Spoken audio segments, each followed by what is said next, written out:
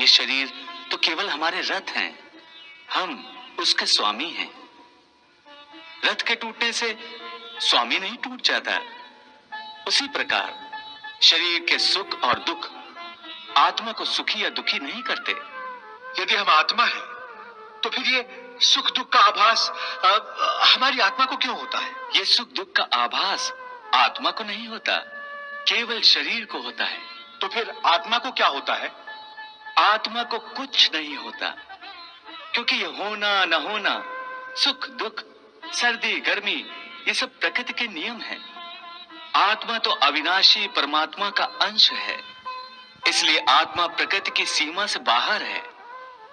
आत्मा अचिंत्य है, मानवीय चेतना के चिंतन के घेरे में नहीं आती। अर्जुन, आत्मा पर प्रकृति और सृष्टि के नियम लागू ही नहीं होते, क्योंकि वो सृष्टि और प्रकृति दोनों ही की पहुंच से बाहर है। जैसे एक चिंगारी अग्नि का ही अंश होती है, वैसे ही आत्मा परमात्मा का ही अंश होता है। इसलिए वो नित्य, अजन्मा, सनातन और सर्वव्यापी है, स्थिर रहने वाला और अचल है।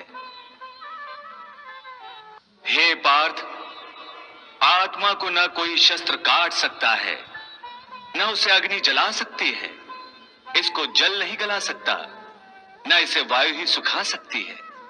हे अर्जुन, ये सब समझकर तुम्हें न किसी के मरने का शोक मनाना चाहिए और न किसी के ना मरने की खुशी का प्रदर्शन करना चाहिए। हे केशव, ये सब मानकर भी कि आत्मा नित्य, सनातन और अजन्मा है, उसे शस्त्र नहीं काट सकते, आग नहीं जला सकती, फिर भी प्राणी की आत्मा को दुख सुख, शोक खुशी, मान अपमान, पीड़ा और आनंद का एहसास क्यों होता है? हे पार्थ, मैंने पहले ही तुम्हें बताया कि सुख दुख का आभास करना आत्मा का नहीं, शरीर का काम है। परंतु केशव, शरीर को दुख या पीड़ा तभी होगी जब शरीर को कोई चोट लग जाए या उसका कोई अंग कट जाए। जैसे शरीर आग में जल जाए, उससे जो पीड़ा होती है वो तो शरीर की पीड़ा है। परंतु मान हानि होने से जो दुख होता है या मान होने से जो आनंद आता है, उसमें तो शरीर को कोई चोट नहीं पहुंचती। वो मान हानि का दुख, वो अपकीर्ति की पीड़ा तो आत्मा को ही होती है ना? नहीं अर्जुन, ये कीर्ति अपकीर्ति, मान अपमान, ये लाभ हानि, ये जीतने का आनंद अथवा हारने की पीड़ा, ये भी आत्मा को नहीं होती। ये आत्मा का काम नहीं है, ये तो मन की शरारत है। मन की शरारत, इसका क्या अर्थ है केशव?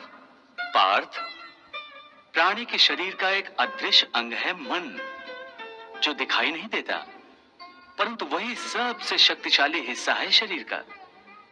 ये याद रखो कि मन शरीर का हिस्सा है, उसका आत्मा से कोई संबंध नहीं। आत्मा यदि रथ में बैठा हुआ रथ का स्वामी है, तो मन शरीर रूपी रथ का सारथी है। ये मन ही इंद्रियों के घोड़ों को इधर उधर भटकाता है।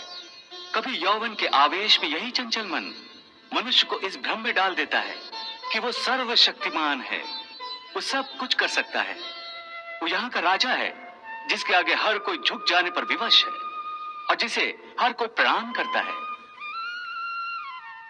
जिस तरह दीपक की बाती को दीपक तले छुपा अंधेरा दिखाई नहीं देता, उसी तरह जवानी को उसके पीछे छुपा बुढ़ापा और कमजोरी दिखाई नहीं देती। परंतु जब शरीर के दीपक में यौवन शक्ति का घी जल जल कर समाप्त होने लगता है और दीपक तले छुपा अंधेरा पड़ने लगता है, तो मनुष्य घबराकर चिल्लाने लगता है, मैं बीमार हूं। ये रोने का नाटक भी मन ही करता है। हे अर्जुन, मनुष्य को मैं के घमंड की मदिरा पिलाकर मदहोश करने वाला पाखंडी केवल मन है। वाह प्रभु वाह,